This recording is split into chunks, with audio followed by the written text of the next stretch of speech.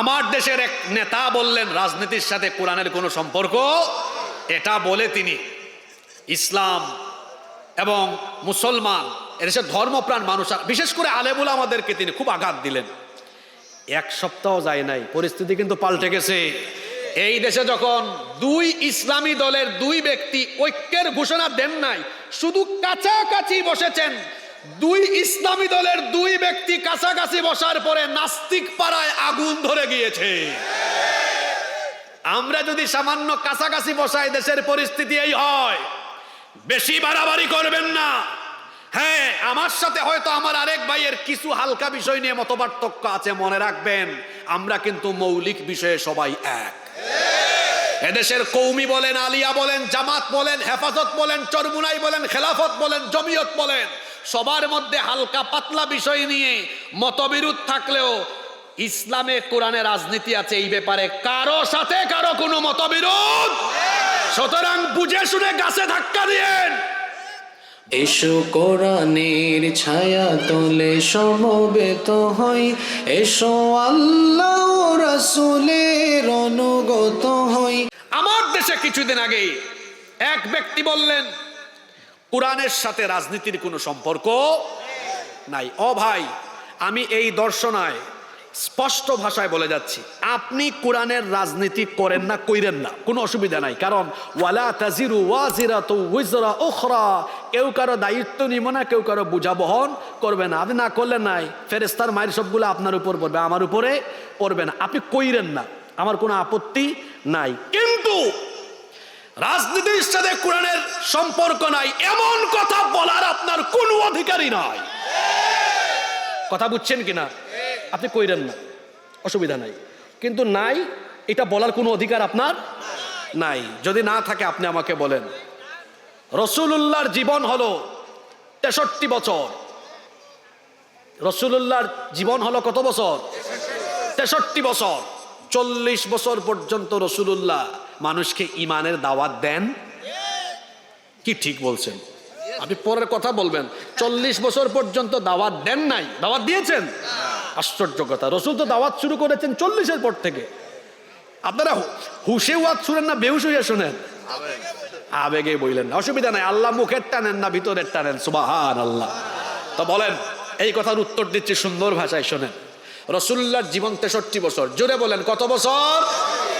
63 বছর।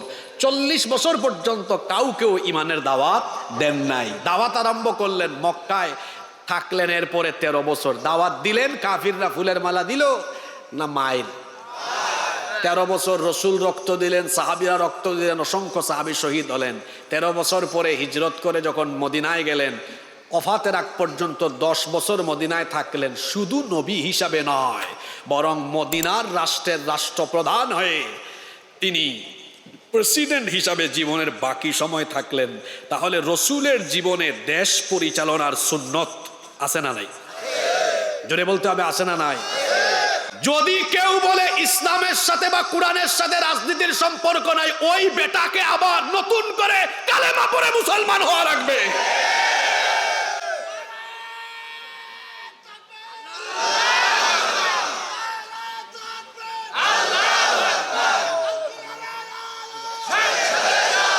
আপনারা কি আমার কথায় দাঁড়ান? আপনারা কি আমার কথায় বেজার হলেন নাকি?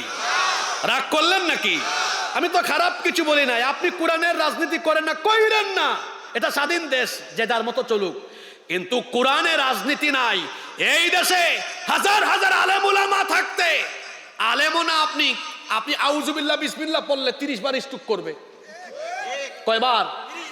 30 বার। আমি মনে হয় কমায় বলছি, আরো বেশি করতে পারে। আউযুবিল্লাহ জানে না, বিসমিল্লাহও জানে না, কিন্তু এরা আলেমদেরকে বলে ধর্ম ব্যবসায়ী। আল্লাহর মায়ের বড় কঠিন মায়ের। ধর্ম ব্যবসায়ী কারা? মানুষ চিনে যারা সুযোগ বুঝে পোল্টি মারে। হ্যাঁ, আমার বাড়ি সিলেটে। ইলেকশন আসতে বাবা শাহজালাল রহমতুল্লাহ আলাইহির মাজারে গিয়ে মাথায় হিজাব পট্টি বেঁধে আর কবর মাজার জিয়ারত করে ইলেকশনের প্রচারণা আরম্ভ করে। ইলেকশনের আগে পাঞ্জাবি টুপি পায়জামা লাগায়া মুসলমানদের দাঁড়ে দাঁড়ে আলেমদের কাছে গিয়ে গিয়ে নামাজ নামাজ দেখাইয়া আর পাঞ্জাবি টুপি দেখাইয়া মুসলমানদের কাছে ভোট নিয়ে আবার ক্ষমতায় যাওয়ার পরে ইসলাম আর মুসলমানদের বিরুদ্ধে যায় যারা, প্রকৃত ধর্ম ব্যবসায়ী হলো তারা।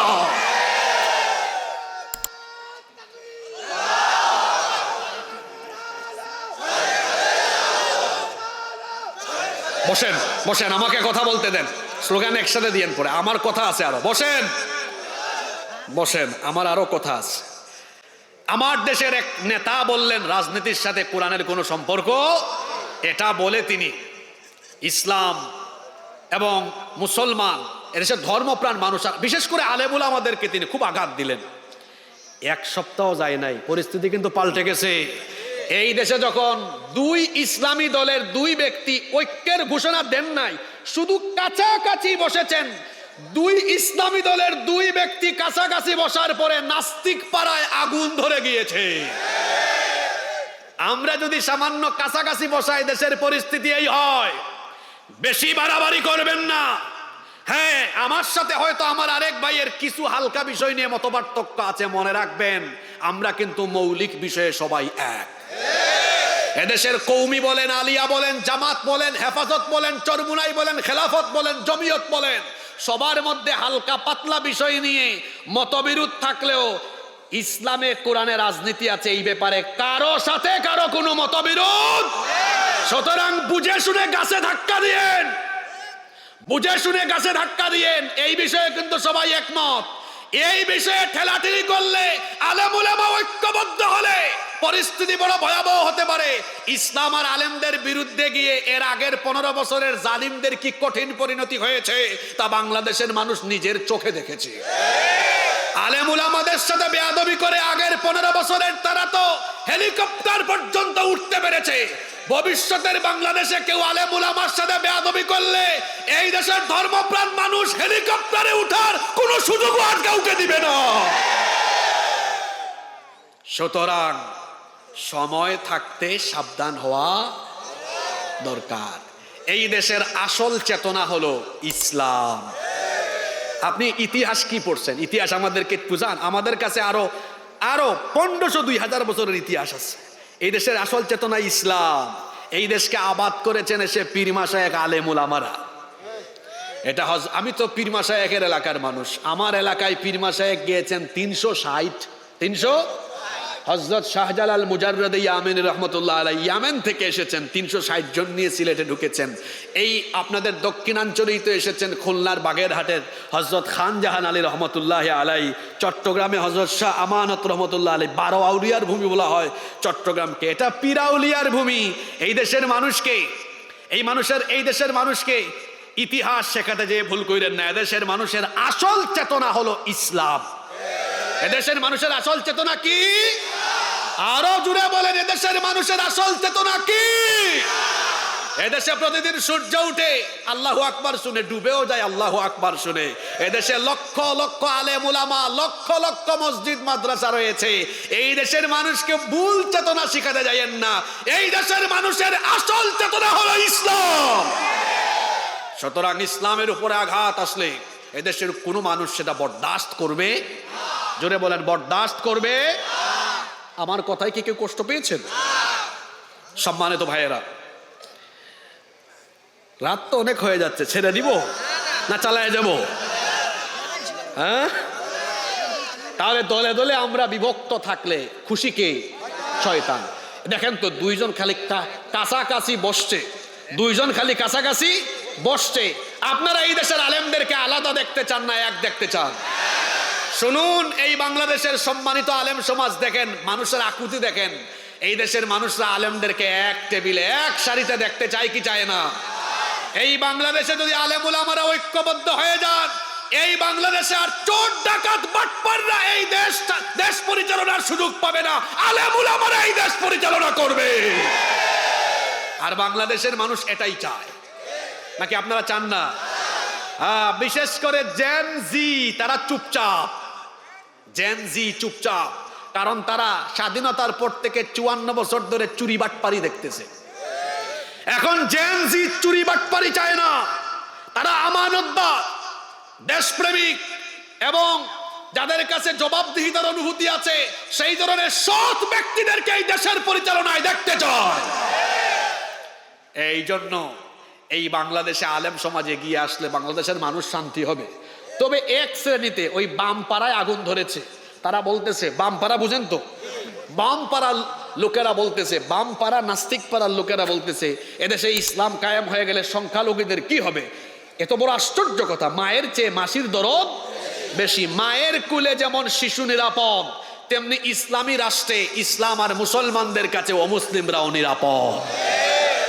এই দেশে আমার অমুসলিম ভাই বোনেরা যারা আছেন, হিন্দু, খ্রিস্টান, বৌদ্ধ, অন্যান্য ধর্মের ভাই বোনদেরকে নিয়ে অনেকেই মতলববাজি করে, রাজনীতি করে, কিন্তু ইসলাম এই দেশে কায়েম হলে পরে আমার অন্যান্য ধর্মের ভাই বোনদেরকে আর কেউ লাঞ্ছিত বঞ্চিত করতে পারবে না। কারণ এই কোরআনে কারিমে অমুসলিমদের অধিকার দেওয়া হয়েছে, মায়ের কুলের শিশু যেমন নিরাপদে থাকবে, তেমনি ইসলাম আর মুসলমানদের কাছে অমুসলিমরা ঠিক সেইভাবে শান্তিতে, সুখে, নিরাপদে থাকবে। এজন্য আমরা বলবো মুসলিম ভাই বোনদেরকে, আপনাদেরকে ভুল বুঝার কোনো কারণ না। আমাদের ইসলাম কত সুন্দর আপনারা শুনেন। আল্লাহ কোরআনে বলেছেন, অমুসলিমদের উপাস্যদেরকে গালি দিও না, তাদের উপাসনালয়ে হামলা চালিও না, এমনকি তাদের সাথে অসদাচরণ করো না। মাইক ঠিক আছে ভাই, আপনার মাইক ঠিক আছে, আর নারিয়ান না, ঠিক আছে, সরে আসেন। মুখ যখন এগিয়ে আসছে না, সাউন্ড একটু কম হচ্ছে। আচ্ছা, মুখ তো আগায় তো সবসময় কথা বলা যাবে, বলেন এত লম্বা সময় যান। আচ্ছা ঠিক আছে, যান। আপনারা শুনতে পারতেছেন না?